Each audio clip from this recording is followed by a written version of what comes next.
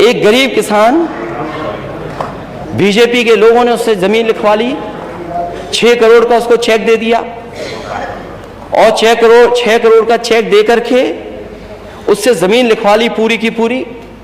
उसके बाद उन्हीं बीजेपी के नेताओं ने कहा कि चेक में कुछ गड़बड़ी है, हमें वापस दे दो। उस गरीब किसान ने भरोसा कर लिया, वो चेक वापस दे दिया, चेक फाड़ करके फेंक दिया।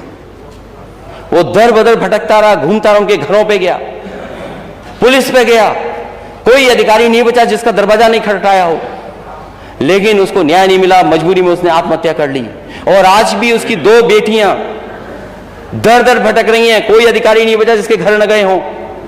वो जीरो टॉलरेंस बीजेपी के नेता के लिए है। वहीं पर और मसले हुए हैं,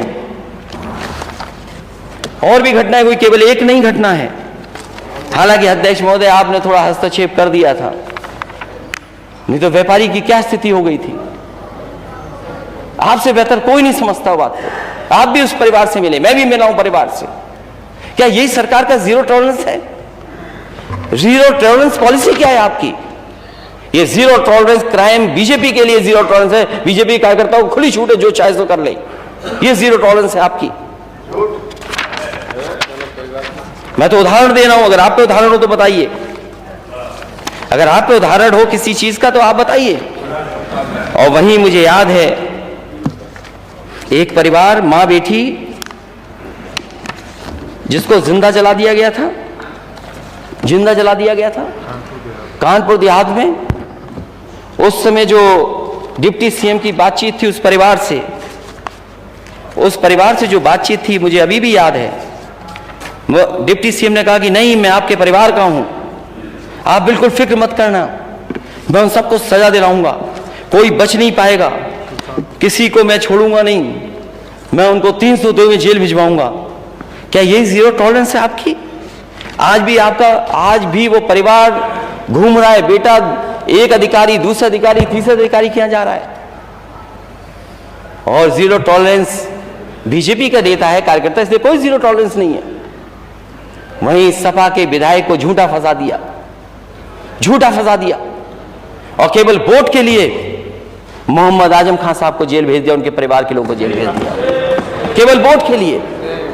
और ये बड़े बड़े प्रोजेक्ट जो बन रहे हैं, अगर कैबिनेट के फैसलों पर उंगली उठेगी, कैबिनेट के फैसले पर अगर ये इस तरह की बातें होंगी, तो नेता सदन ने भी बहुत कुछ किए होंगे काम, उन पे भी वो आंच आएगी, उंगली उन पे भी उठेगी।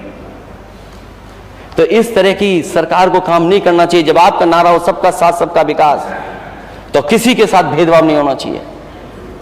और मैं यही कहता हुआ बात अपनी समाप्त करूंगा अध्यक्ष महोदय, कि अनुपूरक बजट जो लाया गया है, जब मुख्य बजट का ही कोई डायरेक्शन नहीं है, जब मुख्य बजट ही किसी रास्ते पे नहीं जा रहा है, और जो मुख्य बजट ही विजनलेस है, डायरेक्शनलेस है, और ये सरकार हार्टलेस है।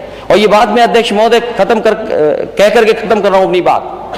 डायल 100 सबसे बेहतरीन व्यवस्था थी, चाहे वो बड़ा अधिकारी हो चाहे छोटा अधिकारी हो पुलिस विभाग का, उससे पूछिए वो क्या ये व्यवस्था कैसी थी, वो कहेगा सबसे अच्छी व्यवस्था थी।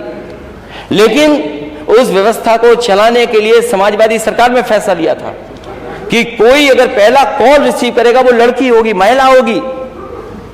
इस सरकार ने उस महिलाओं की नौकरी छीन ली जिन्होंने इतने वर्षों काम किया और लाखों लोगों का दुख दर्द सुना हो। इसलिए मैं कहता हूं इस सरकार हार्टलेस है, इमोशनलेस है सरकार। उन बेटियों के साथ जो व्यवहार हुआ सर्दी में, न केवल 69,000 में जो आंदोलन कर रही हैं उन बच्चियों के साथ व्यवहार है, जो कि डायल 100 जिन्होंने उत्तर प्रदेश के घर परिवारों में न जाने कितनों की मदद की होगी, उनके साथ क्या व्यवहार हुआ है, क्या व्यवहार हुआ उनके साथ। उन्हें दिवाली नहीं मनाने दी, सर्दी थी, बरसात हो गई, उन्हें बाथरूम में रुकना पड़ा। ये नारी बंधन है।